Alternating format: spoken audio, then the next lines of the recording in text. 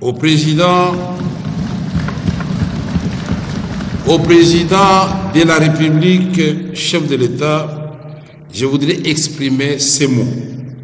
inspirés des Saintes Écritures, du livre des Psaumes, chapitre 32, verset 8, qui dit « Je t'instruirai, je te montrerai la voie que tu dois suivre, je te conseillerai, j'aurai le regard sur toi. » Que le Saint-Esprit vous inspire, Monsieur le Président de la République, et vous guide en ces temps particuliers pour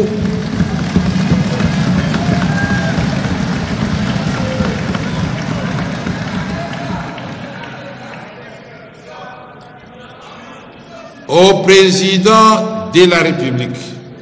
chef de l'État, Félix Antoine Tshisekedi Tshilombo. Je voudrais exprimer ces mots inspirés des Saintes Écritures du livre des Psaumes, chapitre 32, verset 8, qui dit « Je t'instruirai ». C'est Dieu qui dit à Félix « Je t'instruirai, je te montrerai la voie que tu dois suivre, je te conseillerai, j'aurai le regard sur toi. » Que le Saint-Esprit vous inspire, là c'est moi maintenant qui l'ai dit,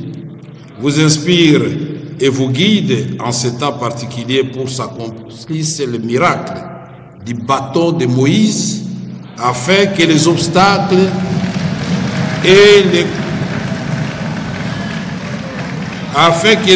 les plus coriaces soient brisés et que les voies les plus inattendues soient ouvertes vers la paix,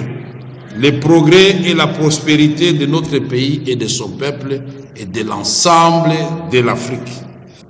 Dans la même perspective, il y a lieu de saluer les actions diplomatiques de la Belgique, autant que celles du Canada, de l'Allemagne, du Royaume-Uni, des États-Unis et plus généralement de l'Union européenne,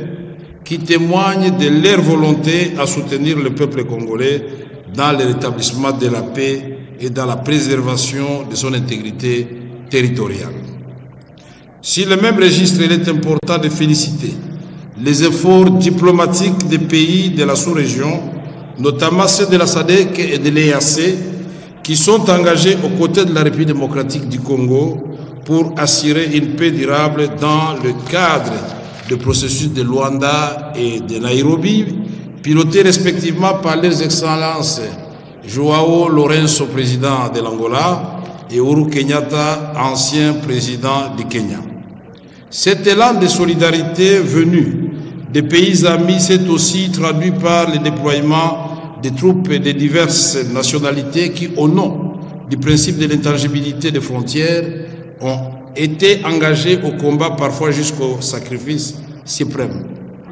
En droite ligne avec l'action de son Excellence, Monsieur le Président de la République, chef de l'État, et en appui aux efforts du gouvernement de la République, l'Assemblée nationale s'est employée vigoureusement à travers la diplomatie parlementaire. À ce titre, nous avons obtenu de l'Assemblée parlementaire francophone, réunie à Montréal en juillet 2024, la condamnation de l'agression rwandaise contre la République démocratique du Congo. Ce principe a été défendu et réaffirmé à l'occasion de notre participation à la réunion du comité exécutif de l'APF tenue à Canton, au Vietnam, en janvier 2025. En outre, nous avons obtenu du Parlement panafricain l'adoption d'une déclaration de solidarité pour la cessation de la guerre en République démocratique du Congo. Le périple diplomatique engagé par l'Assemblée nationale nous a conduits à rencontrer nos homologues de la France, de la Côte d'Ivoire,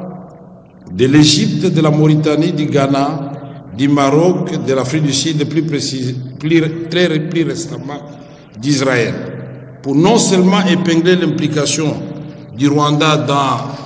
la déstabilisation de la République démocratique du Congo, mais aussi condamner la violation de notre intégrité territoriale et appeler à des sanctions contre les forces d'agression ainsi qu'à un soutien diplomatique plus affirmé en faveur de la République démocratique du Congo et ses institutions. Par ailleurs, il serait illusoire d'envisager la paix sans se doter des moyens militaires indispensables à sa pérennisation. Je rappelle donc l'impératif d'augmenter les capacités dissuasives de l'armée nationale, tant pour prévenir les conflits que pour lui permettre de répondre de manière autonome à toute menace, qu'elle soit de l'intérieur ou de l'extérieur. Il faudrait que le monde sache qu'aucun Congolais n'acceptera que les forces de la division l'emportent sur l'esprit d'unité, de cohésion hérité des pères de notre nation. C'est pour cela que je vous invite, honorables députés, à examiner la possibilité d'introduire sous la forme la mieux adaptée et selon la faisabilité technique et financière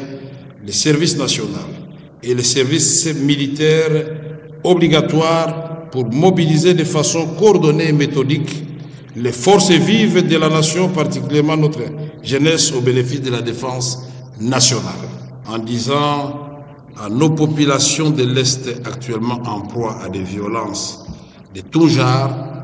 que quelle que soit la durée de la guerre, la victoire appartient à la paix et elle sera restaurée. Que Dieu bénisse la République démocratique du Congo et son peuple. Je vous remercie.